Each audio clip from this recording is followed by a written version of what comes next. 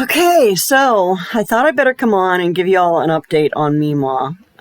If you follow me on Facebook at all, then you know that she had a second stroke on Saturday and is back in the hospital, has been since Saturday morning. I finally was able to talk to a nurse today. They won't let us in to see her now that she's actually in the hospital. I was able to see her in emergency, but they won't let us into the hospital because of the no jab for you thing. And so I'm working on getting an exemption for that based on our circumstances and the fact that I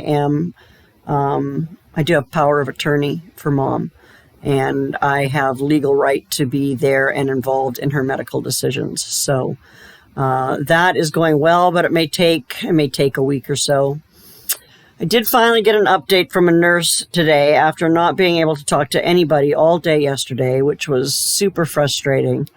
But I did finally talk to a nurse today. She said that Mom is doing well. She's regained a little strength. Her speech is not as slurred as it was when she first came in. And she's doing physiotherapy.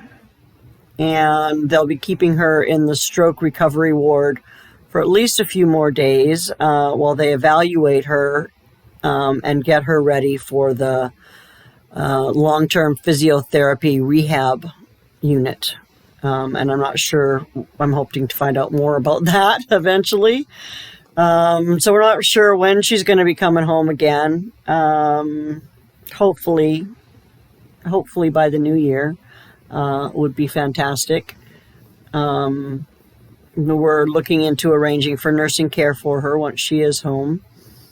At least, help for things that Dave and I can't do. Like, she doesn't want us helping her bathe and stuff like that, right? So we're going to get somebody in to help out with that kind of stuff. And let's see, I guess that's really all there is. Just keep praying for us.